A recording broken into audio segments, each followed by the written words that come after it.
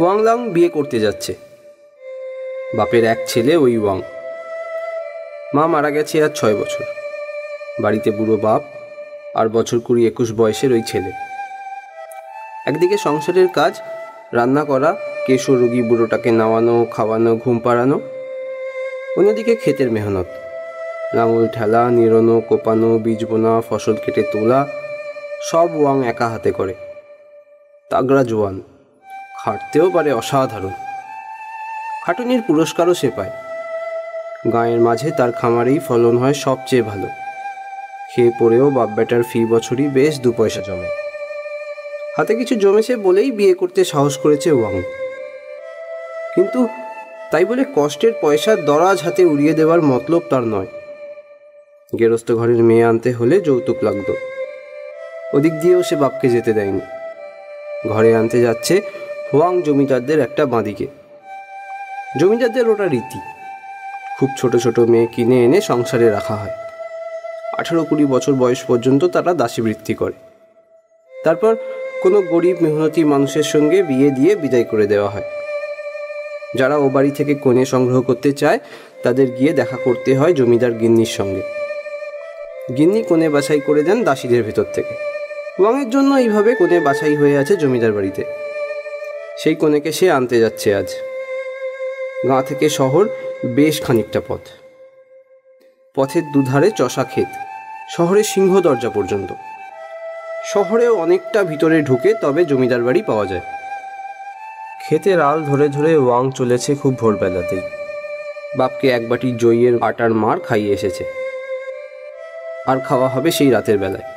বউ এসে রেঁধে খাওয়াবে আজ। পড়শিদের 2-5 জনকে বলা হয়েছে খেতে। তাদের মধ্যে ওয়াংয়ের কাকা তো আছেই। শহরে ঢুকেই ওয়াং এক নাপিতের দোকানে বসে কামিয়ে নিল। শুধু দাড়ি গোঁফ নয়, মাথাও। সব চুল ফেলে দিয়ে রেখে দেওয়া হলো লম্বা টিকিটা।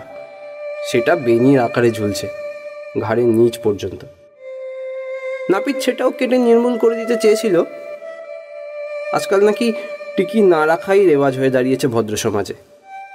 কিন্তু ও আঁতকে উঠল সেই প্রস্তাবে। সে ভদ্রও নয়। তার যে সমাজ, সেখানে ও রেওয়াজ চালু হয়নি এখনো।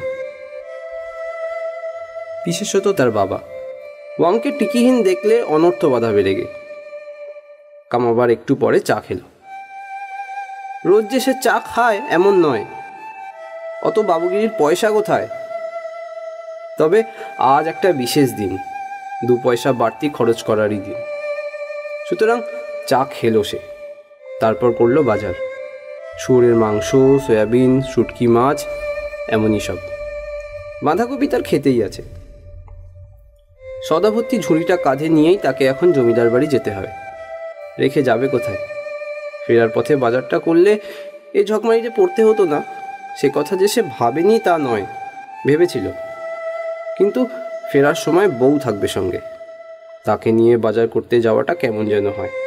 তাছাড়া অত বেলায় মনের মতো জিনিস পাওয়া যাবে কি না দোকানে, সেও সন্দেহ। অগত্যা কাঁধে ঝুড়ি নিয়েই নতুন বর চলেছে বউ আনতে। জমিদার বাড়িতে ঢুকল। দেউড়িতে দারোয়ান। সে তো হাঁকিয়ে দিতেই চায় যেন। অবশেষে $1 ঘুষ নিয়ে তবে সে ওয়াংকে ভেতরের মহলে যাবার অনুমতি দিল। শুধু অনুমতি নয়, নিজের সঙ্গে করে নিয়ে চলল তাকে। কি মুরব্বিয়ানা চাল তার! বাঁ গালে তার বড় আঁচিল একটা, তাতে 3 গাছা লম্বা লম্বা চুল। লোকটার কেমন অভ্যাস, ক্রমাগত সেই চুল তিলগাছিতে পাক দেয়। বর এসেছে হাঁকতে হাঁকতে মহলের পর মহল পার হয়ে যায় দারোয়ান। চাকর দাসীরা 4 ধার থেকে উঁকি দিয়ে দেখে ঝুড়িওয়ালা বরকে, আর হেসে গড়িয়ে পড়ে। ওয়াংয়ের প্রথমে হয় লজ্জা, তারপর হয় রাগ। কিন্তু বিয়ে করতে এসে রাগ করা চলে না, বিশেষত জমিদার বাড়িতে। তাই সে মনের রাগ মনে রেখে গোমরা মুখে চলেছে দারোয়ানের পিছু পিছু। একটা ঘরে ঝুড়িটা নামিয়ে রাখলো দারোয়ানের কথা মতো। ওটা কাঁধে নিয়ে ওপরতলায় রানিমার কাছে যাওয়া তো চলে না, অথচ রানিমা বর না দেখে কোণে ছাড়বেন না। ঝুড়িটা রেখে যেতে মন খুঁতখুত করছে ওয়াংয়ের। মাংসগুলো খোয়া যাবে না তো? দারোয়ান তার মনের ভাবখানা বুঝল। আঁচিলের চুলে একটা জোর পাক দিয়ে ঝাঁঝিয়ে বলে উঠল, তুমি কি ভাবছো বলো তো চাষার পো? তোমার ওই ছাইপাস খাবার এ বাড়িতে কুত্তাও খায় না। মরমে মরে গিয়ে ওয়াং আর ঝুড়ির দিকে ফিরেও তাকালো না। দারোয়ানের পিছু পিছু সিঁড়ি বেয়ে উঠে গিয়ে পড়ল এক বিশাল হল ঘরে। এত বড় যে একখানা ঘর হতে পারে তা এর আগে কখনো সে ভাবেনি। তার নিজের বাড়ির মতো 7টা বাড়ি ওই একখানা ঘরে পুড়ে ফেলা যায়। কি উঁচু ছাদ তার, কি জল জলে গিলটির কাজ তার থাম্বাগুলোতে। মেঝের মার্বেল পাথর এমন মসৃণ, ওয়াংয়ের পা কেবলই পিছলে যেতে চায়। হলঘরের এক কোণে শাটিনের জামা কাপড়ে সারা অঙ্গ ঢেকে এক বুড়ি বসে আছে, চুনরুর নল মুখে দিয়ে। দারোয়ান দূর থেকে প্রণাম করে বলল, রানিমা, এই বরটা এসেছে। বুড়ি ঝিমোতে ঝিমোতে পাশের দাসীগুলোকে বলল, ওরে ওলানকে ডেকে দে। ততক্ষণে ওয়াংও দূর থেকে রানিমাকে একটা প্রণাম সেরে নিয়েছে। একটি মেয়েকে নিয়ে এলো দাসীরা। নীল পাজামা আর কালো জামা পরা লম্বা চওড়া একটা মেয়ে। দেখেই মনে হলো বেশ শক্ত সমর্থ। বয়স ওয়াংয়ের মতোই হবে। মুখখানা দেখতে ভালো নয়, মুখের হাঁ বেজায় বড় আর নাকটা থ্যাবড়া মোটা। কিন্তু সবচেয়ে খারাপ লাগলো ওয়াংয়ের চোখে ওর পা দুখানা। চীনদেশে সৌন্দর্যের বিচার হয় পা দেখে। যার পা যত ছোট সে তত বেশি সুন্দরী। এ মেয়ের দুটি পা যেন দুখানা কুলো।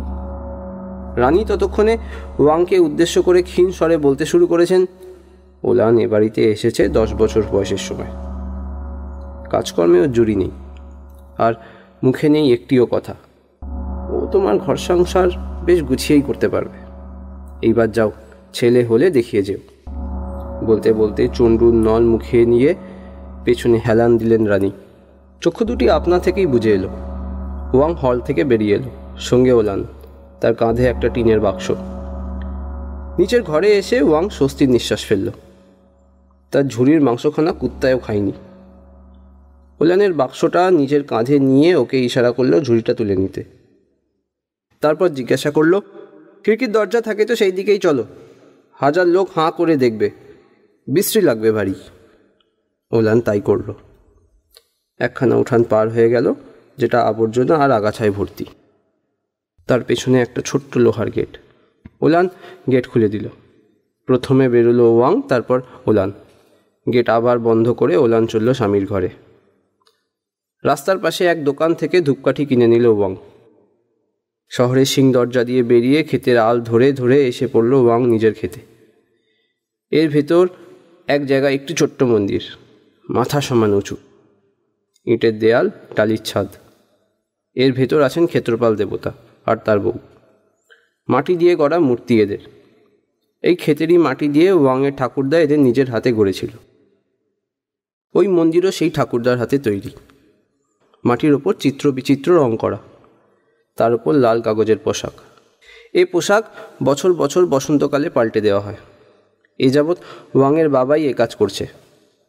তবে বুড়ো আর পারবে না বোধ হয়। এবার থেকে কাজটা ওয়াংকেই করতে হবে। কতকালের কত ধূপকাঠি পুড়ে পুড়ে ছাইয়ের গাদা হয়ে আছে দেবতার সামনে। সেই ছাইয়ের ভেতরে নিজের 2টি ধূপকাঠি বসিয়ে দিল ওয়াং। তারপর চকমকি ঠুকে জ্বালিয়ে দিল তাদের। ধূপের ধোঁয়া উঠতে লাগলো অপর প্রান্তে। আর ওয়াং দাঁড়িয়ে রইল দেবতার সামনে বধূকে পাশে নিয়ে। এইটি হলো বিবাহ। আর কোনো ধর্মীয় অনুষ্ঠান ওদের দরিদ্র সমাজে দরকার হয় না। ধনীরা আরও অনেক কিছু করে বটে, কিন্তু সে শুধু ধন গৌরব জাহির করবার জন্য।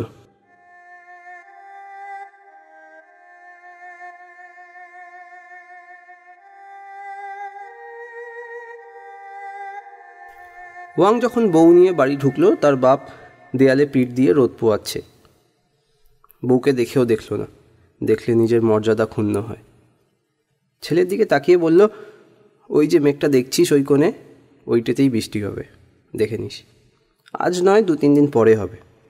বীজ-টিজগুলো ঝেড়ে ঝুড়ে রেখে দিস, এইবার বুনতে হবে। রাতে ওলানের তৈরি খাবার খেয়ে নিমন্ত্রিতরা খুব প্রশংসা করল। হবে না কেন? ওলান তো এতদিন রান্নার কাজই করেছে জমিদার বাড়িতে। অতিথি বলতে জন 5 আর ওয়াংয়ের বাবা আর নিজে ওয়াং।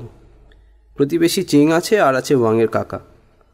কাকাটি হিংসুটে প্রকৃতির লোক, কারো ভালো দেখতে পারে না কোনো দিন। সেই আজকে ভোজ খেয়ে এমন তৃপ্ত যে শতমুখে আশীর্বাদ করতে লাগলো। বারবারন্ত হোক ওয়াংয়ের। ছেলের মতো ছেলে হলো ওয়াং। তার নিজের ছেলেটা একটা কুঁড়ে সর্দার, একটা অপগণ্ড, একটা বখাটে, ঝাঁটা মারো এমন ছেলের মুখে। এসব কথায় কান দেওয়ার দরকার মনে করে না কেউ, কারণ লোকটার প্রকৃতি কারো অজানা নয়। কিন্তু ওকে চটাতে সাহস পায় না কেউ। সকলেই কানাঘুষো করে, ডাকাতের দলে ওর নাম লেখানো আছে।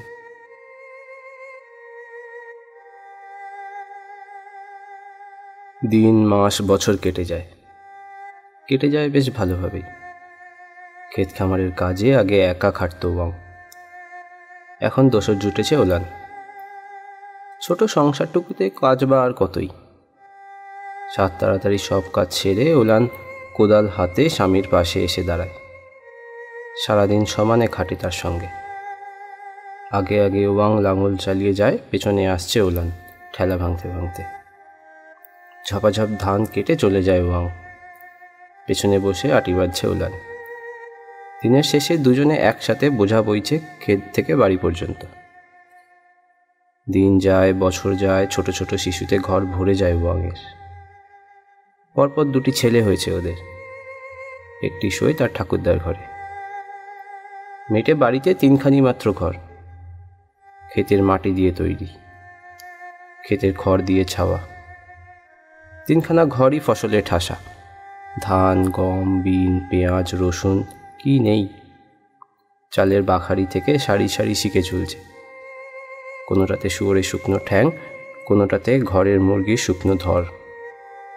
লক্ষ্মী উপচে পড়ছে ওয়াংয়ের বাড়িতে। পরপর 3টি বছর কি ফসলটাই না হলো। অন্য চাষিদের মতো ওয়াং ফসল ওঠা মাত্রই বেচে দেয় না, দেবেই বা কেন? অন্যেরা বিক্রি করে অভাবের তাড়নায়। ওয়াংয়ের অভাব নেই। সে মজুদ রাখে ফসল, বর্ষার দিনে চড়া দামে বেচে। টাকা তার জমেছে বহু। দেওয়ালের ভেতর গর্ত করে টাকা রাখে। মাটি দিয়ে গর্ত বুঝিয়ে লেপে দিলে কার সাধ্য বুঝবে? গর্ত মেঝেতেও লেপতোষকের তুলোর ভেতরও টাকার পটলি। কিছু আবার কলসিতে ভরে বাঁশবনে পুঁতে রেখে এসছে। ডাকাতের ভয় বড্ড। সেই ভয়ের দরুনই কাকার অত তোয়াজ করে ওয়াং। যদিও দু চক্ষে দেখতে পারে না কাকাকে বা খুঁড়িকে। একদিন 10টা ডলার নিয়ে গেল কাকা, মেয়ের বিয়ের নাম করে। বিয়ে তো দিলই না, মেয়েটাকে কোথায় নিয়ে বেঁচে দিল। তা আসুক, মোটের ওপর কাকার একটু নেক নজর বোধহয় আছে ওয়াংয়ের ওপর। সেই জন্যই বোধহয় ডাকাত পড়ে না তার বাড়িতে। তা নইলে দেখবে যাও, যারই 2 পয়সা হয়েছে ডাকাতের দল সর্বস্ব লুটে নিয়ে গেছে তার। বাড়িঘর জ্বালিয়ে দিয়ে গেছে, জানে মেরে গিয়েছে গেরস্থকে। হ্যাঁ, গোটা 3 বছর ভালোই গেল, খুব ভালো। ওয়াং জমিদারের কাছ থেকে কিছু জমিও কিনেছে ওয়াং। খাল ধারের জমি। এমন উর্বরা জমি হয় না। এই জমি যে কেন বেচল জমিদার কিছুতেই বুঝে উঠতে পারে না ওয়াং। সে নিজে তো 1 হাত জমিও বেচবার কথা কল্পনা করতে পারে না। ওলান বলল, জমিদার বাড়ির বাইরে ঠাইটুকুই আছে এখনো, ভেতরে ঝাঁঝরা। আয় অনেক, কিন্তু ব্যয় আরও অনেক। জমিদারের 5 ছেলেই বিদেশে, শহরে বসে ক্রমাগত পয়সা ওড়াচ্ছে। জমিদারের 2টি মেয়ের বিয়েতে গা মোড়া জহরত দিতে হয়েছে। অন্য যৌতুকও সেই অনুপাতে। তারপরে জমিদার বুড়োর নিজের এখনও বিলাসিতা শেষ নেই। নানা বদখেয়ালে জলের মতো পয়সা উড়িয়ে যাচ্ছে। আর কর্তি বুড়ির চণ্ডুর খরচাই কি কম? সে যাকগে, ওয়াংয়ের দিন এই 3টে বছর খুব ভালোই গেল। গাঁয়ের লোক বলা বলি করে বউয়ের পরে হয়েছে এসব। ওয়াং মনে মনে কথাটা বিশ্বাস করে, কিন্তু চিরদিন সমান যায় না। 4র্থ বৎসরে আকাশ নিষ্করুণ হলো, বৃষ্টি হলো না একেবারে। উত্তর পশ্চিম থেকে মরুভূমির গরম হাওয়া বইতে লাগলো ঝড়ের বেগে।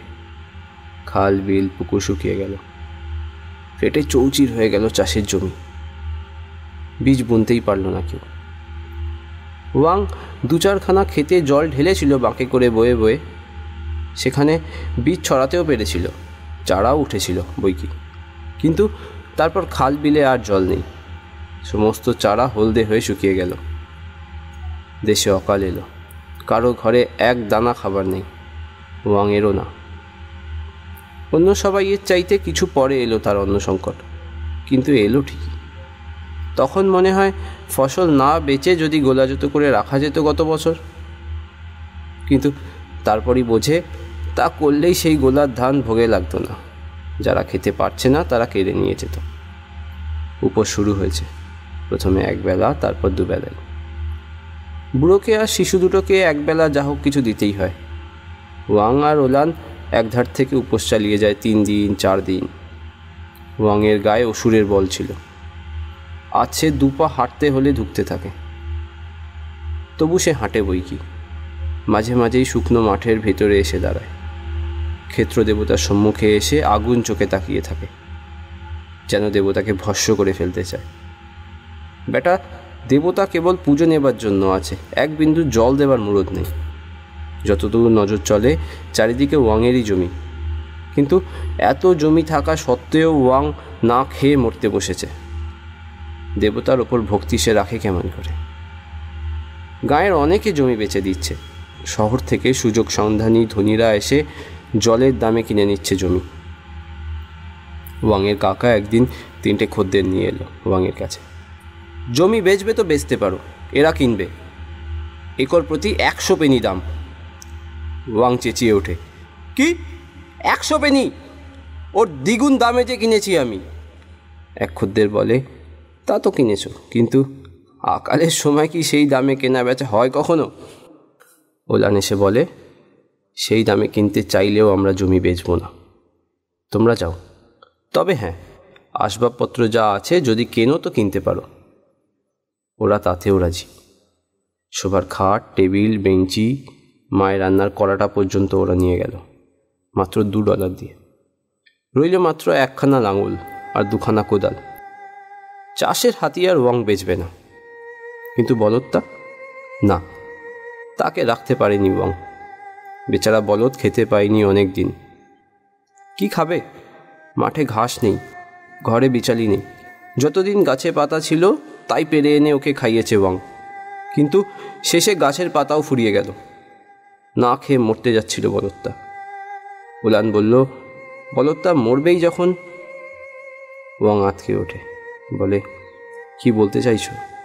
ওলান বলল, আমরাও মরতে বসেছি যখন, মানে বলদটার মাংসে কয়েকটা দিন বাঁচতে পারা যেত আর কি। ওয়াং রেগে উঠল, তারপর কেঁদে ফেলল। এই সংসারে আর যতই অভাব হয়ে থাকুক, এতদিন তো লক্ষ্মীশ্রী ছিল, আর সে লক্ষ্মীশ্রী ওই বলদটারই দান। তাকে আজ মেরে খাবে ওয়াং? তবু তাই করতে হয়েছিল। ওয়াং তবু নিজের হাতে জল্লাদের কাজটা করতে পারেনি, লেপ মুড়ি দিয়ে শুয়ে পড়েছিল। তারপর সেই মাংস খেতে বসে কি কান্নায় কেঁদেছিল ওয়াং। যাক, সেসব মিটে গিয়েছে কয়েকদিন আগেই। এখন আর খাবার মতো কিছু নেই। $2 যদিও হাতে আছে, খাদ্য পাবে কোথায় যে কিনবে? গাঁয়ে খাবার নেই, নেই শহরে। ধনীরা এই অঞ্চল ছেড়ে পালিয়েছে ঢের দিন আগে, গরিবও অনেক পালিয়েছে, গিয়েছে দক্ষিণ দেশে। সেখানে নাকি অফুরন্ত খাবার, না খেয়ে মরার কথা সেখানে কল্পনাও করতে পারে না কেউ। এই $2 নিয়ে যদি ওয়াংরাও যায় সেখানে। প্রস্তাবটা করতেই ওয়াংয়ের বাবা সায় দিল তাতে। হ্যাঁ, তাই যাওয়া উচিত। আর মাঝে মাঝে এরকম সবাইকে যেতে হয়, এদেশ থেকে ওদেশ। আকাল এই প্রথম নয়। ওয়াংয়ের বাবা এর আগে আরও 2বার দক্ষিণ অঞ্চলে পালিয়েছিল প্রাণ বাঁচাবার জন্য, কিন্তু ওলান 2-1 দিন না গেলে যেতে পারছে না। তার আবার সন্তান হবে, 2-1 দিনের ভেতরেই হবে। ওয়াং ভাবে, শুকিয়ে হাড্ডিসার ওই দেহ, ও কি বাঁচবে এই ধকল সয়ে? এ সময় যদি 2টো বিনের বিচিও চিবুতে পারত। আফসোস করছিল পড়শি চিংয়ের কাছে। চিং উঠে গেল আর 1 মুঠো বিন এনে দিল একটু পরেই। তার শেষ সম্বল এইটুকু, মাটির তলায় পুঁতে রেখেছিল নিজে না খেয়ে। ওয়াং সেই বিন নিয়ে বুড়ো বাপকে দিল না, বাচ্চা ছেলে দুটোকেও দিল না, দিল গিয়ে ওলানকে। ওলান একটা করে বিন চিবোয় শুয়ে শুয়ে। পরের দিন একটা মেয়ে হলো। তারপরের দিন ওয়াং সবাইকে নিয়ে বেরিয়ে পড়ল বাড়ি থেকে। দরজায় শিকল তুলে দিয়ে ক্ষেত্র দেবতার মন্দিরের সামনে দিয়ে চলে গেল শহরে। বুড়ো বাপকে কাঁধে তুলে নিতে হলো ওয়াংয়ের, তার চলার শক্তি নেই। শহরে গিয়ে রেলগাড়িতে চড়ল। ভাড়া $2 আছে তার পকেটে। গাড়ির সবগুলো যাত্রী দক্ষিণ দেশে যাচ্ছে। এমন অনেক লোক আছে তাদের মধ্যে যারা আগেও গিয়েছে ও দেশে, বছর বছর যাতায়াত করে। এমন লোকেরও অভাব নেই। হবে না কেন? মাত্র তো 100 মাইল রাস্তা, কতক্ষণ লাগে আর গাড়িতে চড়ে বসলে? এই এক তাজ্জব কাণ্ড। বাড়িতে থাকতে ভয়েই সারা হয়েছিল ওয়াং। অথর্ব একটা বুড়ো আর সদ্য প্রসূত এক নারীকে নিয়ে কেমন করে কত দিনে সে দক্ষিণের কোন শহরে পৌঁছাবে। ভেবেছিল 6টা প্রাণীর গোটা 3 হয়তো পথেই কবর দিয়ে যেতে হবে। রেলগাড়ি বলে একটা জিনিসের হালে আমদানি হয়েছে দেশে। এই খবরটা আগে কখনো শুনে থাকলেও সেটা মাথায় ছিল না ওয়াংয়ের।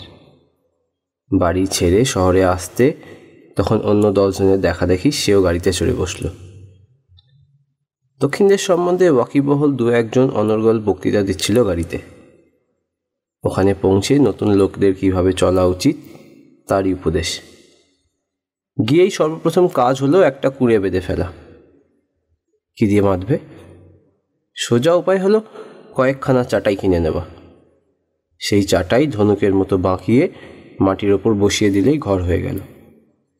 জমি রাস্তার ধারে কোনো বড় মানুষের পাঁচিলের গায়ে যেখানে কয়েক হাত খালি জায়গা দেখবে তুলে ফেলবে ঘর। কেউ নিষেধ করবে না, কেউ তাড়াবে না। ঘর তৈরি হয়ে গেলে বাটি হাতে করে বেরিয়ে পড়ো। শহরে অনেক লঙ্গরখানা আছে, সেখানে 1 পেনিতে 1 বাটি ভাত মেলে। দলে দলে লোক যাচ্ছে লঙ্গরখানায়। পথ চিনতে কষ্ট হবে না। ভাত কিনে ওইখানে বসেই খেয়ে নাও, বাড়ি নিয়ে আসতে দেবে না। তারপর মরদেরা বেরোও কাজের খোঁজে, আর মেয়েরা আর বাচ্চারা বেরোও ভিক্ষেতে। দুটোই অঢেল পাওয়া যায়। আগে থাকতে ওই সব হদিশ পেয়ে যাওয়াতে সত্যি ওয়াংয়ের সুবিধে হয়ে গেল খুব। 100 মাইলের মাথায় একটা বড় শহরের টিকিট তাকে দিয়েছিল গার্ড। সব কয়জনের টিকিট কিনেও $2 ভিতর কিছু ফেরত পেল ওয়াং।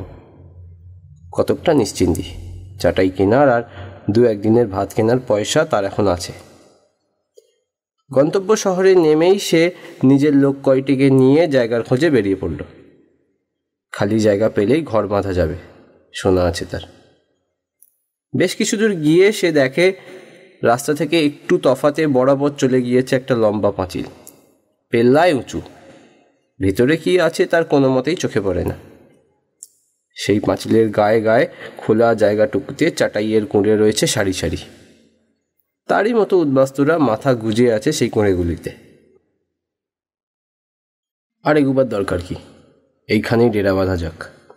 একটুখানি ফাঁকা জায়গা বেছে নিয়ে উলানের জিম্মায় বুড়োকে আর বাচ্চাগুলোকে সেইখানে বসিয়ে দিল ওয়াং। তারপর নিজে ছুটল চাটাই কিনতে। খুঁজতে খুঁজতে অনেক দূর গিয়ে চাটাইপট্টি পাওয়া গেল। সারি সারি কেবলই চাটাইয়ের দোকান সেখানে। পাহাড় সমান চাটাই 1-1 দোকানে। সে 4খানা চাটাই কিনল, 2 পেনি করে 1-1খানা। চাটাই নিয়ে যদিও এলো, ও দিয়ে কেমন করে ঘর তৈরি হবে তা বুঝে উঠতে পারে না ওয়াং। বাঁশ নয়, কাঠ নয়, দড়িদারা নয়, শুধুই খান কতক চাটাই। ধনুকের মতো বাঁকাতে হবে শুনেছিল গাড়িতে। বাঁকানোর কায়দাই পায় না ওয়াং। ভয় হয় বাঁকাতে গেলেই ভেঙে যাবে। ওলান দেখিয়ে দিল। উদ্বাস্তু জীবন তার এই প্রথম নয়। হোয়াং জমিদার বাড়িতে আশ্রয় পাবার আগে ছোট্ট ওলানকে বাপ মায়ের সঙ্গে এমনই দেশ দেশান্তরে ঘুরতে হয়েছিল ক্ষুধার তাড়না। তখন চাটাইয়ের ঘরে বাসও করেছে মাঝে মাঝে। বাপকে দেখেছিল ঘর বাঁধতে, ওর তা মনে আছে এখন। সুকৌশলে চাটাই মাখিয়ে ফেলল ধনুকের মতো করে। তারপর 2 প্রান্ত বসিয়ে দিল মাটিতে। 2 ধারে ইঁট আর মাটির ঢেলা সাজিয়ে দিল, যাতে চাটাই ঠিক জায়গা মতো খাড়া হয়ে থাকতে পারে, ছিটকে বেরিয়ে না যায়। হামা দিয়ে ভিতরে ঢুকে কোনো মতে উঁচু হয়ে বসা যায় এমনই ধারা কুঁড়ে ঘর তৈরি হলো 1খানা। 2খানা চাটাই গেল ঘরের জন্য। পেছন দিকে পাঁচিল, সম্মুখ দিকটাতে আচ্ছাদন দেওয়া হলো একটা চাটাই খাড়া করে। বাকি রইল একখানা, সেইটে মাটিতে পেতে দেওয়া হলো বুড়োর আর বাচ্চাদের জন্য। ঘর বেঁধে রেখেই সবাই দল বেঁধে বেরুলো লঙ্গরখানার খোঁজে। একজনের পায়ে পায়ে আর একজন মিছিল করে বেরুলো ওরা। প্রত্যেকের হাতে বাটি আর কাঠি, বাটিতে করে ভাত নেবে। দু হাতে দুটো কাঠি ধরে তাই দিয়ে ভাত তুলে তুলে খাবে। ইউরোপের সাহেবরা খায় কাঁটা চামচ দিয়ে, চীনের সাহেবরা খায় দুটো কাঠির সাহায্যে। আঙুল দিয়ে খাওয়া অসভ্যতা। শত শত লোক লঙ্গরখানার দিকেই চলেছে। কি ভিড় সেই লঙ্গরখানায়! ঠেলাঠেলি, চেঁচামেচি, সবাই আগে ভাত পেতে চায়। পাচকের আশ্বাস দেয়, সবাই ঠান্ডা হয়ে লাইনে দাঁড়াও, সবাই পাবে, বিস্তর ভাত আছে। তা আছে সত্যি। বিরাট বিরাট উনুন, বিশাল বিশাল কড়া, প্রত্যেকটাতে ভাত ফুটছে টকবক করে। মেঝেতে চাটাই পেতে মজুত রাখা রয়েছে, সেও এক ভাতের পাহাড়। লাইনে দাঁড়িয়ে এক একজন করে ভাত নিচ্ছে। এক বাটি ভাত, তার সাথে এক হাতা মার, দাম 1 পেনি। কি চমৎকার সাদা ভাত, কি সুন্দর গন্ধ। লাইন থেকে বেরিয়েই ওইখানে বসেই খেতে হবে। ওয়াং নিজের ঘরে নিয়ে খেতে চেয়েছিল, এক পুলিশ পাহারা দিচ্ছিল। সে বলল, তা হবে না, সেই নিয়ম নেই। এখানে যে ভাত 1 পেনিতে পাওয়া যাচ্ছে, বাইরে গেলেই তার দাম 4 পেনি। বাইরে নিয়ে যাওয়ার হুকুম থাকলে অনেক দুষ্ট লোক তো ভাতের ব্যবসা শুরু করে দেবে। তুমি বাইরে ভাত নিয়ে যেতে পারবে না। একবারের ভাত খেয়ে নিল, তারপর ঘুরে ঘুরে এসে লাইনে দাঁড়ালো 10 বার। 3 10-এ 30 পেনি রোজগার হয়ে গেল। কে আর মুখ চিনে রাখছে এত ভিড়ের মধ্যে?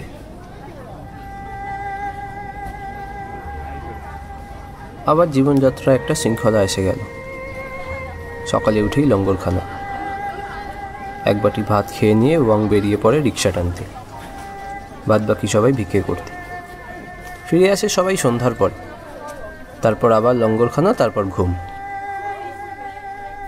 একখানা রিক্সা ভাড়া নিয়েছে ওয়াং, দৈনিক $8 তার ভাড়া। প্রথম 2-4 দিন লাভ কিছু থাকতো না। কোনো মতে ভাড়ার পয়সাটা রোজগার হতো ওয়াংয়ের। কিন্তু 2-3 দিনেই ব্যবসার কায়দাগুলো রপ্ত করে নিল ওয়াং। নিজের পাওনা গন্ডা আদায় করে নিতে শিখল।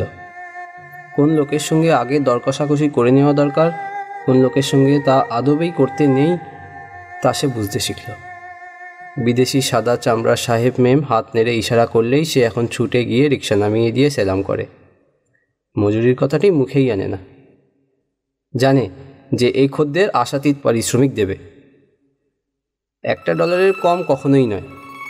একদিন তো এক মেম তাকে ঝকঝকে $2 বকশিস দিয়ে দিল একেবারে। ওয়াংয়ের স্বপ্নের অতীত। এদিকে ওলান চুপ করে বসে নেই। সেই ছেলেবেলার আকালে ভিক্ষের হাতে খড়ি হয়েছিল তার। কায়দা কৌশলগুলো একটুখানি চেষ্টা করতেই মনে পড়ল তার।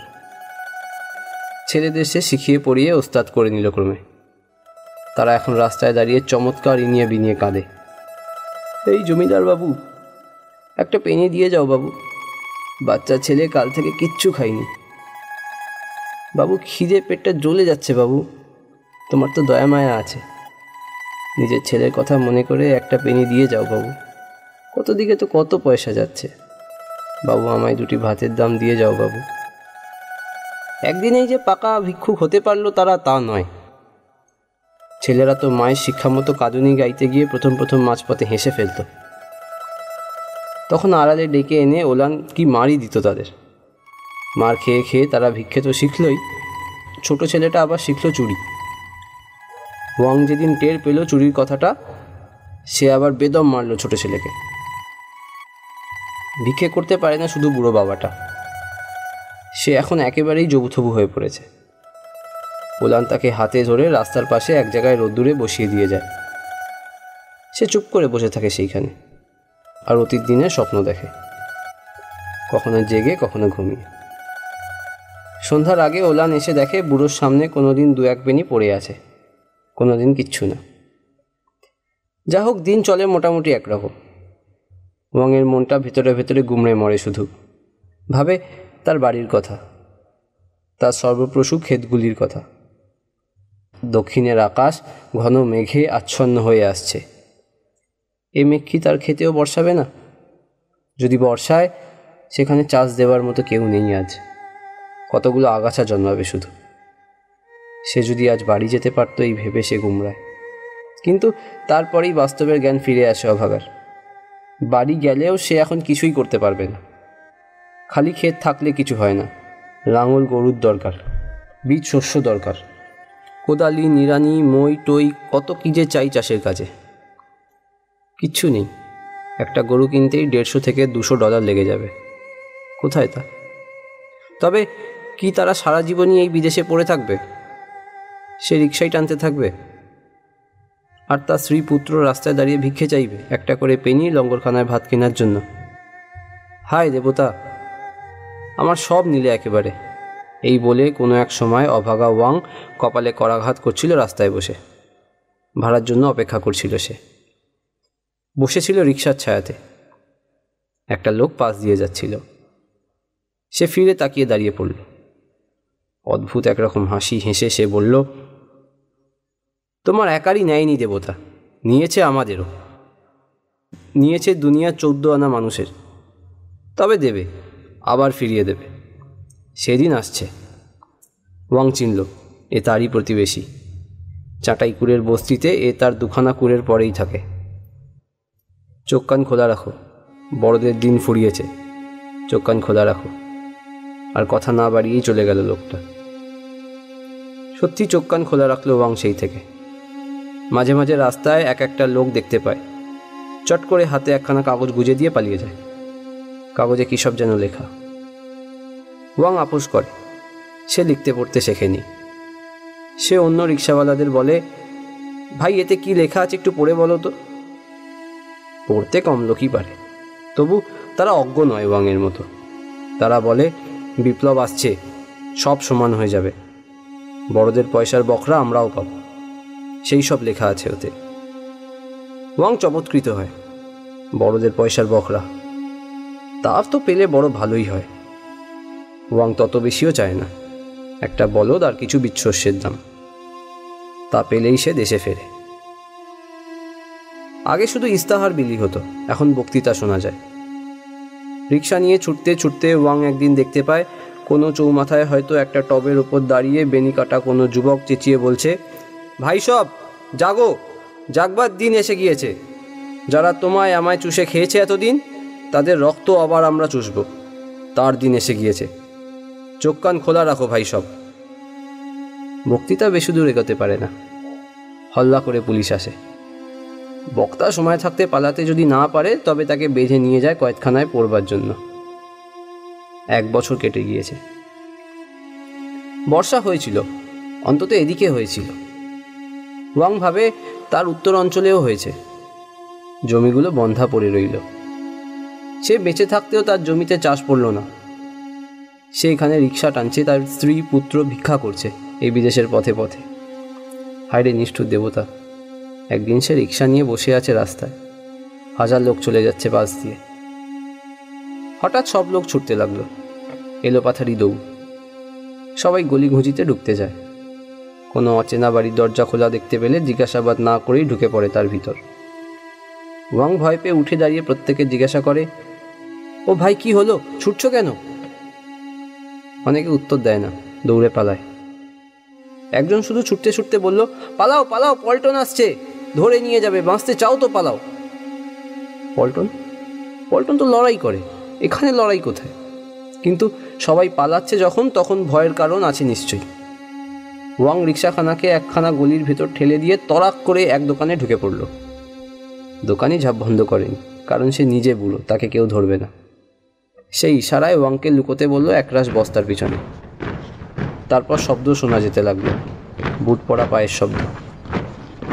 মাটি কাঁপছে সে শব্দে। পল্টন এলো গেল, ওয়াং বেরিয়ে পড়তে চায়। বুড়ো দোকানি নিষেধ করে, বলে, আর একদল তো থাকতে পারে পেছনে, এখন রাস্তায় যেও না। ওয়াংকে সব বোঝাতে লাগলো বুড়ো। যুদ্ধ বেঁধেছে, সৈন্য সব যুদ্ধে যাচ্ছে, মজুদ দরকার হাজারে হাজার, রাস্তা করবার জন্য, বোঝা বইবার জন্য। শক্ত সমর্থ খেটে খাওয়ার লোক দেখলেই ধরছে। ধরাই চিরদিনের রীতি। বেঁধে সঙ্গে নিয়ে যাবে দূর দূরান্তে 1000-2000 মাইল দূরে। বেঁচে ফিরবে খুব কমই লোক। এই সময় ওয়াংয়ের মতো যুবকদের রাস্তায় বেরোনোতে মহাবিপদ। সেই দিনই রিক্সা নিয়ে মালিকের কাছে জমা দিয়ে এলো ওয়াং। সে আর রিক্সা টানবে না, দিনের বেলা সে ঘরের বাইরে আসবে না। ওয়াং কয়েকদিন রাতের বেলায় গাড়ি বোঝাইয়ের কাজ করল, তারপর সে কাজও গেল বন্ধ হয়ে, কারণ যুদ্ধ লেগেছে। ব্যবসা মন্দা, মাল আর চালান হয় না। ওয়াংয়ের কাজ বন্ধ, রোজগার বন্ধ। ওলানেরাও ভিক্ষা পায় না, রাস্তায় লোক চলাচলই নেই, ভিক্ষাকে দেবে? যা $2-4 জমেছিল তাই ভেঙে লঙ্গরখানায় খরচ চলতে লাগলো। তারপর একদিন শহরের সব লঙ্গরখানাই বন্ধ হয়ে যেতে লাগলো এক এক করে। যেসব ধনীর পয়সায় চলতো লঙ্গরখানাগুলি, তারা ভয় পেয়ে পালিয়ে যাচ্ছে, কারণ যুদ্ধে হার হচ্ছে। শত্রু কখন শহরে এসে পড়ে ঠিক নেই। একদিন রাতে চাটাই ঘরে শুয়ে আছে ওয়াংয়েরা, তখনও ঘুমায়নি। হঠাৎ একটা বিকট আওয়াজ, সঙ্গে সঙ্গে হাজার মানুষের চিৎকার। সে কি দানবীয় কোলাহল! ওয়াংয়ের কুড়ের পাশ দিয়েই সেই লোকটা ছুটে যায়, সেই প্রতিবেশীটা যে ওকে সেদিন রাস্তায় বলেছিল চোখ কান খোলা রাখো। ছুটে যেতে যেতে সে ডাক দিয়ে যায়, ওরে কুড়ের সর্দার, ওঠ ওঠ, বকরা নিবি তো, আয়, দিন এসে গিয়েছে। ছুটে বেরোলো ওয়াং, ছুটে বেরোলো ওলানো, কুড়ের ঝাঁপ টেনে দিয়ে। যে পাঁচিলের গায়ে বস্তি ওদের, তারই অধিককার দেউড়িতে কোলাহল। ওরা মোড় ঘুরে গিয়ে দেখে বড় দেউড়ি ভেঙে পড়েছে, পিলপিল করে লোক ঢুকছে ভেতরে। পাঁচিলের ভেতরে যে কি আছে এতদিন ওয়াং জানত না। আজ দেখে বড় বড় গাছে ঘেরা এক বিশাল রাজপুরী সেখানে। লোকগুলো মার মার করতে করতে, কোলাহল করতে করতে সেই পুরীতে ঢুকে পড়ল। আসবাবপত্র টেনে বার করতে লাগলো, টেনে নিয়ে যেতে লাগলো, যে যা হাতে পাচ্ছে ছাড়ছে না কিচ্ছু। ওয়াং চোর নয়, ডাকাতও নয়, লুটপাট সে পছন্দ করে না। এভাবে বকরা নেবার কথা সে কোনোদিন ভাবেনি। সে লুঠেরার দলে মিশল না, সোজা চলে গেল মহলের পর মহল পেরিয়ে একেবারে অন্দরে। ওলান যে তার পিছনে ছিল সে কথা তখন তার মনে নেই। অন্দরে জনপ্রাণী কিচ্ছু নেই, রাজপুরীর সব পালিয়েছে। একটা লোক শুধু পালাতে পারেনি এখনো, সে সম্মুখে পড়ে গেল ওয়াংয়ের। ওকে দেখেই সেই শাটিনের জামা পরা ধুমসা মোটা লোকটা কেঁদে বলল, আমায় প্রাণে মেরো না বাবা, যা আছে সব দিচ্ছি। দে বলে হুঙ্কার দিল ওয়াং। সে যে ডাকাত নয় তা আর তার মনে নেই তখন। গায়ের কোর্তায় বেঁধে এনেছে গাদা গাদা মোহর, সোনা মোহর গাদা গাদা। পরদিন সকালের গাড়িতেই ওয়াংয়েরা দেশে ফিরল। নিজের শহরে নেমেই সকলের আগে যে জিনিসটা ওয়াংয়ের চোখে পড়ল সে হলো একজোড়া বলদ। রাস্তার ধারেই মাঠে লাঙল দিচ্ছিল এক চাষা। কি চমৎকার বলদ দুটি তার! অমন বলিষ্ঠ, তাজা, তেজি বলদ এর আগে কখনো দেখেনি ওয়াং। তার দুর্দম বাসনা হলো এই বলদ জোড়াটি সে কিনবেই। পথ থেকে মাঠে নেমে দেশের হালচাল জিজ্ঞাসা করলো ওয়াং। গল্প করতে পেলে চীনেরা আর কিচ্ছু চায় না, অবশ্য কাজ করতে করতেই গল্প করে। গল্পের খাতিরে হাতে পাকে বিশ্রাম দেয় না। না, গেল বছর বৃষ্টি তো হয়নি, 3 বছর বাদে এবারই দেবতার দয়া হয়েছে এই তল্লাটে। 3 বছর বাদে বলদ নামিয়েছে মাঠে, বলে লোকটা। বলদ দৌড়ায়, চালক দৌড়ায়, এবং পাশে পাশে দৌড়ায়। বলে, বলদ জোড়াটি বেচতে চাইলে আমি কিনতাম, বলে ফেলে কোনো ভূমিকা না করে। চাষি একবার পরিহাসের দৃষ্টিতে তাকায় ওয়াংয়ের দিকে। বেচলে তো আমার এমন কিছু দরকার পড়েনি যে গরু বেচতে হবে, তাছাড়া আমার নিজের ক্ষেতগুলো চষতে হবে না বুঝি? ওয়াং বলে, আরে তুমি আর এক জোড়া কিনে নিও তো, এমন দাম দেবো যে নতুন বলদ কিনেও বেশ কিছু মুনাফা তুমি ঘরে তুলতে পারবে। চাষি শক্তই ছিল, ক্রমে নরম হলো। নগদ $500 বলদ জোড়া বেচল। কথা ঠিকই, $200 এ থেকে সে সরিয়ে রাখতে পারবে অনায়াসে। এত ভালো গরু না হলেও চলবে তার। মোটামুটি কাজ চালাবার মতো এক জোড়া জন্তু $300 হবে। শহরে ঢুকেই কিছু সওদা করবার আছে ওয়াংয়ের। বীজ, ধান, গম, বিন, ভুট্টা, পেঁয়াজ, রসুন, কপি, শালগম, সব রকমের বীজ। উৎকৃষ্ট বীজ ছাড়া সে কিনবে না। বস্তা বোঝাই বীজ বলদের পিঠে চাপিয়ে বাড়ি গিয়ে ঢুকলো ওয়াং। বাড়ির কি দশা হয়েছে! চালে খড় নেই, দেয়াল থেকে মাটি খুলে খুলে পড়ছে। রক্ষা যে বর্ষা হয়নি গত বছর, এবারও এই সবে বর্ষার শুরু। খড় কিনে এনে চাল মেরামত করতে হবে এক্ষুনি। খড়ের দাম বেশি, তা যতই বেশি হোক ওয়াংয়ের আটকাবে না। পড়শিদের ভিতর যারা বেঁচে আছে তারা এসে দেখা করলো। কি চেহারা তাদের, হাড়গুলো নড়বড় করছে চামড়ার খোলসের মতো। চিং এলো। ওয়াং তার হাতে হাত ধরে বলল, কি খেয়ে বেঁচে ছিলে ভাই? কি না খেয়েছি তাই বরং জিজ্ঞাসা করো, বলে চিং। তার মেয়েটা মারা গিয়েছে, বউও মারা গিয়েছে, সংসারে সে একা। এখন বাঁচা মরা তার পক্ষে সব সমান। মরবে কেন? দিন ফিরবে, এবার চাষবাস করো, আবার সংসার জমে উঠবে। চিং বলে, চাষ করব? কি দিয়ে চাষ করব? গরু নেই, বীজ নেই, কিচ্ছু নেই। ওয়াং বলে, বীজ আমি দেব। আমার গরু দিয়ে আগে তোমার জমি চষে দেব, তারপর চষবো নিজের জমি। আসন্ন প্রসবা ওলান যখন অনাহারে মরছিল, এক মুঠো বিন দিয়ে তার জীবনটা বাঁচিয়েছিল এই চিং। চাষ শুরু হলো। গায়ে অন্য কৃষকরাও চাষ করতে চায়, গরু কারো নেই, বীজও না। সবাই ধার চায় ওয়াংয়ের কাছে, কারণ ওয়াং যে দক্ষিণ দেশ থেকে নগদ বেশ কিছু নিয়ে এসেছে তা তো ওর হালচাল দেখলেই বোঝা যায়। ধার ওয়াং দিল না, তবে বলল, 2-1 একর করে জমি বেচে দাও আমার কাছে, নগদ টাকা দিয়ে বাকি জমি চাষ করো। পরামর্শ মন্দ নয়, ঋণের যন্ত্রণা বড় যন্ত্রণা। ও দায় ঘাড়ে করাচ্ছে 1 একর 2 একর জমি বেচে দেওয়া বেশ ভালো। অনেক জমি ওয়াংয়ের ছিল, আরও অনেক হলো। ও এখন মস্ত বড় ভূস্বামী। চাষ হলো, ফসল হলো 16 আনা। 3 বছরে পতিত জমি এবার হেসে উঠল সোনার শস্যে। ওয়াংয়ের ঘরে ফসল যা উঠল তা রাখবার জায়গা নেই। নতুন একটা মহলই সে তুলে ফেললো বাড়িতে, শুধু ফসল রাখবার জন্য। একা এত ফসলের তদবির করা যায় না। চিংকে সে নিজের সাথে জুটিয়ে নিল। তার জমিগুলো কিনে নিল উচিত দামে, তারপর নিজেরই সংসারভুক্ত করে নিল তাকে। সে ওয়াংয়ের সব চাষবাস দেখবে, মাইনে পাবে, খেতেও পাবে। ওয়াং মাইনে করে মজুর রেখেছে আরও। ওলানকে আর সে মাঠে খাটতে দেয় না। 2টি ছেলেকে স্কুলে দিয়েছে। কেবল ওই মেয়েটা তার যত দুঃখের কারণ। 3 বছর বয়স ওর দাঁত ওঠেনি, কথাও বলতে পারে না, একেবারে হাবা, কোনো কিচ্ছু বোঝে না। খিদে পেলে কাঁদেও না, কারোর দিকে চোখ পড়লেই অর্থহীন একটা হাসি ফোটে তার মুখে, বিশেষ করে বাবার দিকে তাকালে। ওয়াংকে সে সবচাইতে বেশি চেনে, সবচাইতে বেশি ভালোবাসে। ওয়াং বুঝতে পারে না তার 16 আনা সুখের সংসারে দেবতা কেন এই একটুখানি দুঃখের খাদ মিশিয়ে দিয়েছেন। গ্রামে ফিরে অবধি ওয়াং তার কাকার কোনো খবর পায়নি। পড়শিরা বলেছে সে নাকি দুর্ভিক্ষের শুরুতেই গাঁ ছেড়ে চলে গিয়েছিল, তারপর তাকে আর দেখা যায়নি। বেঁচে আছে না মরে গিয়েছে কেউ বলতে পারে না। হঠাৎ সেই কাকা একদিন এসে হাজির।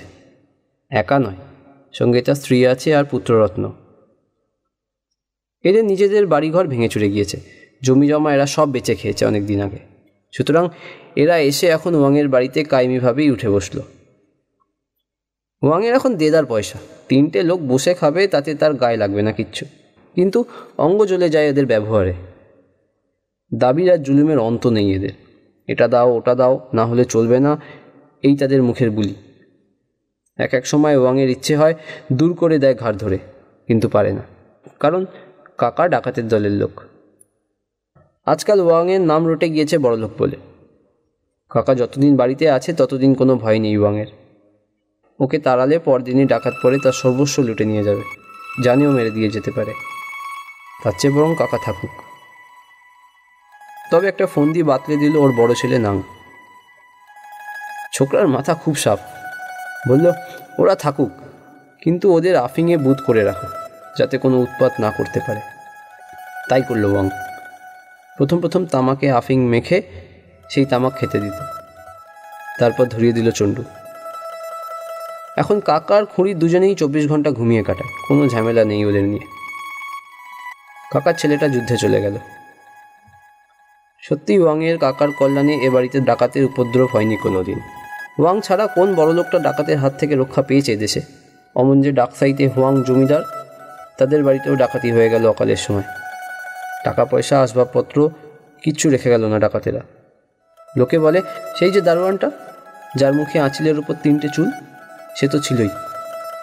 তার ওই আঁচিল দেখেই চিনেছিল লোকে। যাই হোক, সেই থেকে হোয়াংদের অবস্থা খুব খারাপ। ছেলেরা বিদেশে থাকে, এখানে আছেন শুধু বুড়ো জমিদার। একটা দাসী তার দেখাশোনা করে। কর্ত্রী ঠাকুরানী গলায় দড়ি দিয়ে মরেছেন চণ্ডু খেতে না পেরে। আজকাল চণ্ডুর খরচা বড় খরচা, কে জোগাবে এই পড়তি অবস্থায়? বুড়ো জমিদার জমি জমা সব বেচে ফেলার চেষ্টায় আছেন। এই পরামর্শ দিয়েছে ওই দাসী। নগদ পয়সার আমদানি হলে সেটার কিছু অংশ এখন সে হাতিয়ে নিতে পারবে, কারণ জমিদার এখন তার হাতের পুতুল হয়ে পড়েছে। অনেক অনেক অর্থের দরকার হোয়াংদের সব জমি কিনতে, খদ্দের জুটছে না সেজন্যে। হোয়াং বলা বলি করে যদি টাকা থাকতো কিছু জমি অন্তত সে কিনত। জমি ওর প্রচুর রয়েছে, কিন্তু জমির ক্ষুধা মেটেনি ওর। শুনে ওলান একদিন আশ্চর্য কাণ্ড করলো একটা। এক রাশি জহরত এনে ঢেলে দিল ওয়াংয়ের সামনে। হিরে মানিক মুক্ত কি নেই তাতে। ঘরখানা যেন সূর্যের আলোকে ঝলসাতে লাগলো। এসব পেলে কোথায়? অবাক হয়ে ওয়াং জিজ্ঞাসা করে। তুমি যেখানে মোহর পেয়েছিলে সেইখানে, দক্ষিণে সেই রাজপুরীতে। লুটোরাগুলো দেখতে পাইনি, আমি পেয়েছিলাম। বড় একটা ঘরে দেয়ালের ইট আলগা ছিল একখানা। হোয়াংবাবুদের বাড়িতে আমি দেখেছিলাম। জানি যে বড়লোকেরা দেয়ালের ভেতর গর্ত করে ধনরত্ন লুকিয়ে রাখে। ওই ইটখানা সরাতেই পেয়ে গেলাম এইগুলি। দুটো মুক্ত শুধু ওলান রেখে দিল, বাকি সব জহরত নিয়ে ওয়াং চলে গেল জমিদার বাড়িতে। দরদস্তুর ঠিকমতো হলো না, কারণ জমির দাম জমিদারও জানেন না, জহরতের দাম ওয়াং জানে না। তা না জানুক, জহরতগুলি দেখে দাসীটার লোভ হলো নির্ধারণ। তারই উত্তেজনায় পড়ে জমিদার বিক্রি দলিল লিখে দিলেন। তার যেখানে যত জমি আছে সব, বলা বাহুল্য জহরতগুলি দাসীটার হাতেই চলে গেল। দীর্ঘদিন কেটে যায় একটানা সমৃদ্ধির মাঝে। মাঝে একবার বানে ভেসে গিয়েছিল সারা দেশ। ওয়াংয়ের সব মাঠে মাথা সমান জল, চাষ হলো না। কিন্তু ওয়াংয়ের তাতে কি? তার টিলার মাথায় বাড়ি, সেইখানে মরাইয়ে মরাইয়ে 3 বছরের খাদ্য মজুদ। তারপর একবার পঙ্গপালে ছেয়ে গেল সারা দেশ। ওয়াং মাঠের মাঝে একখানা শস্য ভরা খেতে আগুন লাগিয়ে দিল। গমের গাছ জ্বলতে থাকে, আর পঙ্গপালেরা এসে সেই আগুনে ঝাঁপিয়ে পড়ে। এইভাবে কিছু ক্ষেত জ্বালিয়ে দিয়ে বাকি ক্ষেতগুলো রক্ষা করল ওয়াং। লোকসান যতটা হতে পারত হলো তার অর্ধেক। সমৃদ্ধির গাঙে এক টানা জোয়ার, শত শত মজুর ক্রমাগত চষে যাচ্ছে। খবরদারি করে চিং। ওয়াং এক একদিন এক এক মাঠে গিয়ে দেখে শুনে আসে। ক্ষেত্র দেবতার মন্দিরে ধূপকাঠি জ্বালায়। এখন ওর দেবতার ওপর বড় ভক্তি। এদিকে বুড়ো মারা গেল, আর সবচেয়ে দুঃখের কথা মারা গেল ওয়াং, মারা গেল ওলান।